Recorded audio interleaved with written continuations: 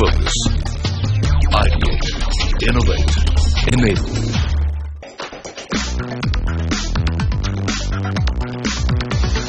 Hello and welcome to the Personal Economy Summit, Your Wealth and Beyond, brought to you by HSBC Premier in partnership with CNBC TV 18. Now, our personal economy incorporates all the things that we value the most: family, home, passions, work, and much more. And on this series, we explore these key elements. So what better place to start with than from where we all have come, our home.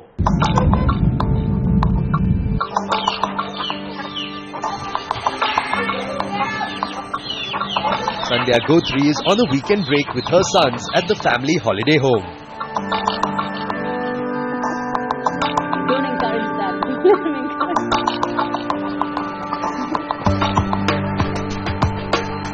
The founder of furniture and lifestyle store Sanctum, Sandhya, along with her husband, have built their second home to suit their love for the outdoors. Her son's friends have accompanied them this weekend. That wasn't very good. Not bad, Glenn. Flamingo style. We always sort of like the idea of a holiday home, just a sort of place to retreat to nature. Most of our holidays are, you know, at dive spots or at beach spots or in the wilderness. All of this together kind of, you know, made us feel more and more that the children need to have access to the outdoors. And I knew that maintaining a holiday home was not going to be very easy. I had just set up my business. My husband has his law firm. It is hard. It is a lot of work. It's just so happened that we had a friend that lived in this village. But when I saw how often we were coming here to our friend's house, and we saw that, you know, there was certain infrastructure that we could feed off of, it really helped to have somebody here. This place is so close to Bombay, which is 70 kilometers away from our home in Bandra. Meanwhile, in the city of Mumbai, Samar Verma is busy chasing his dream. The founder and CEO of Fork Media constantly challenges himself on the professional and personal front. I've lived a lot of my life in Delhi. My dad's he was in the defense forces, and Delhi you have much bigger homes and they're cheaper to kind of, you know, in terms of you to buy and all of that. So when I came to Bombay and I was kind of working with a bunch of these guys, and they said, you know, it's almost impossible to have a big house in Bombay. And in a very stupid and a juvenile way, I kind of took that as a challenge. It almost became an obsession over time. In fact, I remember I used to have this little note that I had on my desk that said that, you know, I'm 30 and I have a 5,000 square feet apartment. And, you know, funnily enough, you know, I did buy a huge apartment at the age of 30. I've bought a 3,000 square feet apartment. Another 2,000 is something that I'm still chasing, but that dream is still on. Actually, in the Indian context, owning a home is possibly the most important financial goal that one can have. I still remember when I was getting into work, my dad advising me that the first thing that I need to do is actually start saving for the roof over my head. And I would like to believe that that's what most parents would tell their kids. Because, you know, buying a home is aspirational. Also, I think the Indian mindset is more in terms of owning versus renting. So the first thing that you tend to do is, you know, invest in a property when you can afford it. Samar says he was very clear about the kind of home he wanted for himself and his family. So I wanted something which was grand. I wanted something which kind of stood out. I didn't want a plain Jane vanilla flat. And when I walked into the flat that I've bought, I just had the vibe that this is the flat for me, because, you know, the expanse of the flat, you know, you've seen the lake view. You kind of get into the balcony and it's very serene, it's very quiet, it's very unlike Bombay. So I mean, you know, for me this is a small part of Delhi in Bombay, and that's how I look at it. You know, so it's slightly bigger than how big Bombay homes are. It gives me a feeling of, you know, having my own space, my own cocoon, and have a daughter who's 2 years old now, and this is largely for her, you know, so to some extent. And I'm very clear that I want to stay with my mom and dad, right? I mean, both me and my wife are very, very happy in the way we live our lives, you know, and from that perspective, we needed a larger space. Yes, I could have compromised on it for another couple of years and probably invested that money elsewhere and looked at the money grow. But then I think somewhere you got to take a call in your life, and I'm lucky that I took that call now. On that note, it's time for a very short break. But on the other side, Samar and Sandhya tell us more about their respective journeys towards creating their home. Stay tuned, we'll be right back.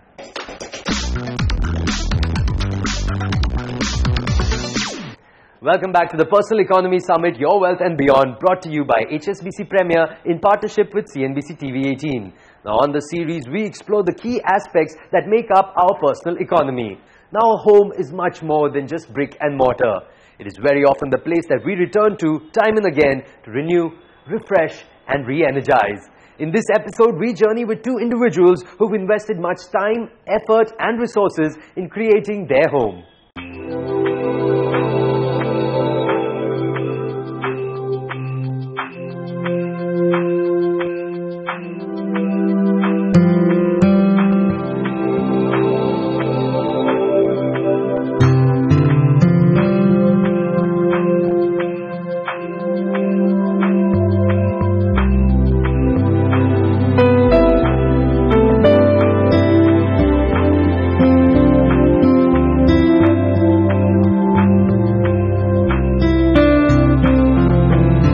Of a spendthrift. I like to live life pretty well, and my dad kind of forced me into this investment.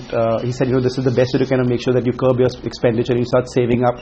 And I think, in hindsight, it was one of the best decisions that I took because, you're young and you're foolish and you want to buy things that you're not going to use. And it was a very interesting decision because that house actually helped me, create some amount of wealth that I could then eventually use and buy a larger apartment. I never went and stayed there because it was a 3-bedroom apartment, and I had this goal. And I didn't want to let go of that goal in my life. I said, look, if I move there, I'll get comfortable again. And in my life, it's always been about kind of, being uncomfortable, pushing yourself, and definitely trying to kind of achieve the goal.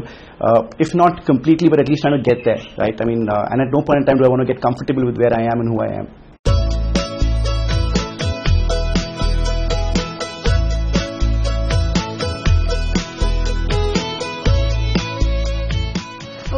Brinjal has reticulate venetation. Yeah, that's right, venation. So this one's about right. Tomorrow's lunch? You're eating a lunch. Well, I'm sorry, you guys haven't tried bhindi straight from the garden. That tastes something different. You know what you can do? You guys can cook this in the morning.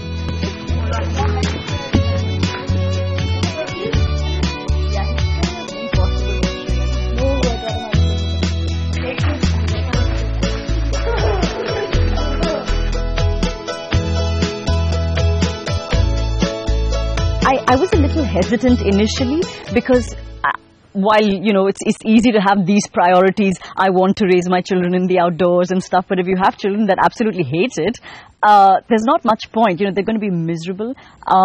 So when I saw that they were looking forward to coming here and they were having so many experiences that no hotel, no town, could ever give them. So for me, I said, if I am going to spend money, let me spend it on something like this that can give us the greatest education and I think, one of the best childhoods that keep in mind my priorities and theirs as well. So I was happy for that. In our parents' generation, if you would see, people used to buy homes right at the end of their career. A large portion of that money used to come from their retirement funds. In fact, people used to draw from their provident fund to fund homes. That scene has completely changed. If I look at HSBC and we give home loans to borrowers, we actually are now lending to more younger people, people who have just married. We are lending them to buy their dream homes. The reason for that are, 2 or 3. The first and the most significant, obviously, is that there are so many banks and financial institutions who are now funding that buying of dream home for individuals. I think the other factor is obviously, salaries have now risen to levels where the affordability of homes has become more reasonable than it was in the past. It is still an aspiration to buy a home of large value, but I think in terms of the progress of affordability, we have progressed quite far. The third reason is the mindset of individuals. Previously, we used to stay in joint families and we never thought of staying away from our parents or our families. Now, given the nuclear, structure of our families, that's the first thing that we think about. And more importantly, I think India now especially in the middle class segment, has a large number of migrant population who are possibly now living outside their city, and therefore the first thing that they think of in their new city is, do I rent or do I buy? And usually they will tilt towards buying. For Sandhya, building a home comes with a sense of responsibility. A lot of people from the village are working here. We used local labor. We spoke with our architect and we said, look, we'd much rather use local labor to construct. It may have taken a little longer than if we'd brought in labor from Bombay, but you know, again, so people do feel involved. We're sending a lot of the kids to school, and then recognizing talent in children to see if they can go outside and beyond. That's our next step. So it's really understanding also what they want, but also showing them, you know, sharing a little bit with them in terms of where they can go and being a part of this village. Time for a short break. On the other side, we continue to explore what our home means to us and how best to plan for it. Stay tuned.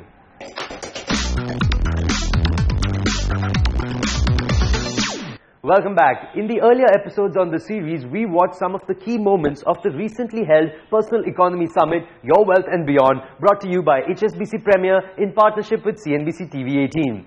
Now, one of the sessions at the summit highlighted the aspect of planning one's midterm goals, which very often includes a home. Let's take a look.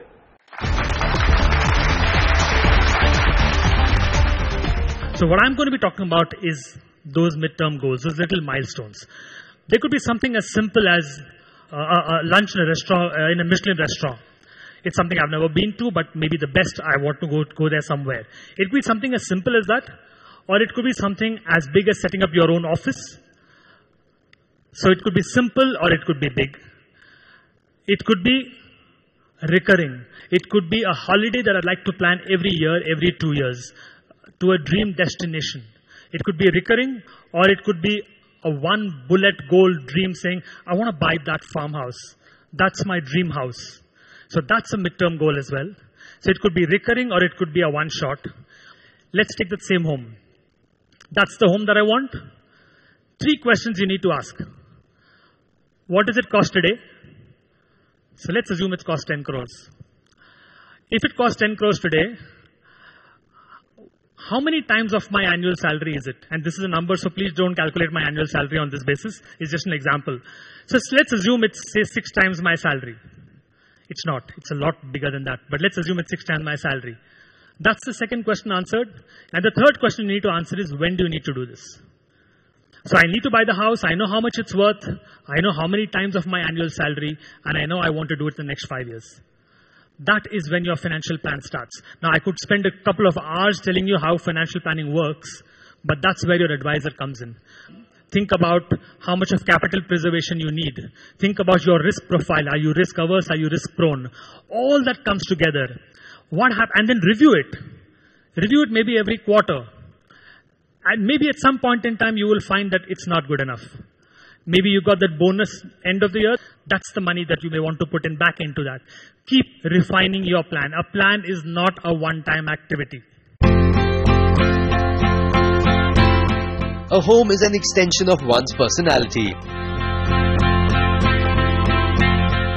It reflects where we've come from and how we perceive the world around us. You know, if your basic aim is to just get the place up and make it a home, and I don't think it's the little things like, oh, you know, was this window where I wanted it to be, and did this flooring come out the way I wanted it to come out? Those were not priorities for us at all. So when you don't sweat the small stuff, I think things just take care of themselves.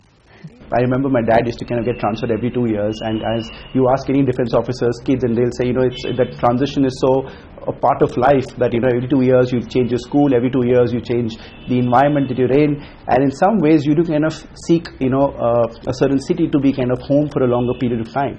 Maybe that's where it comes from. You know, maybe the entire madness of owning a house and kind of having the roots in a city comes from there. You need to start planning for it early, start saving for it early. So that you can build up your own equity.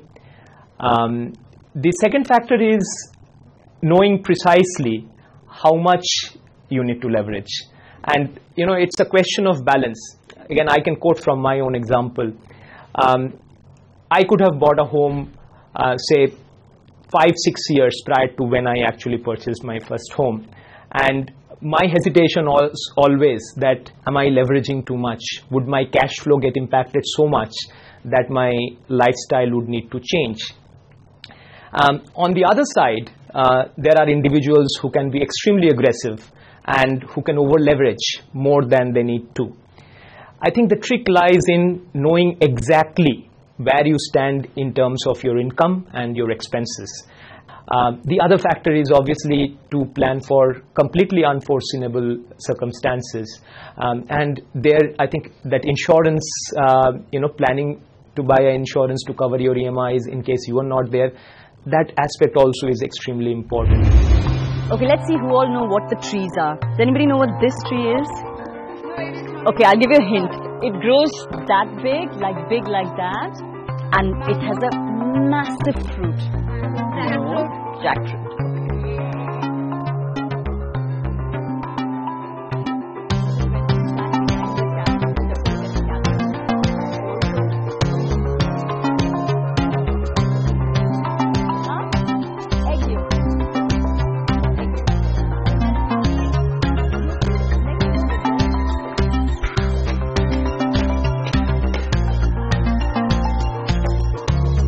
For me, a home is just a place where you're just yourself.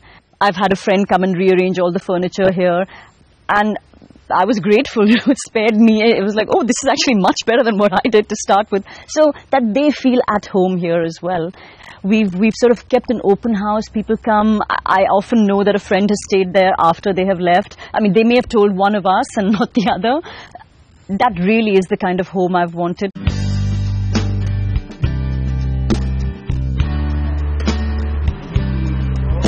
For me, it's my temple. This is where I come and this is where I kind of meditate. This is time, the time that I spent with my family is the time that kind of keeps me sane for the rest of the time that I'm outside the house. So this 4 or 5 hours that I spend in the house kind of give me the strength and the willpower to be outside and fight whatever battle I have to come back and make sure that I spend that 4 hours back home with them peacefully. So for me, it's really a temple. A home indeed means so much more than just 4 walls and a roof.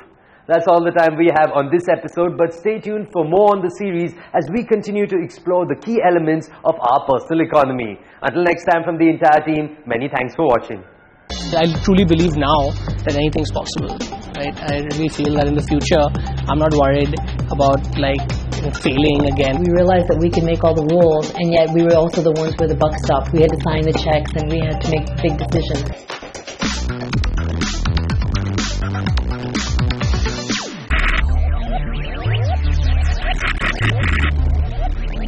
Focus, ideate, innovate, enable.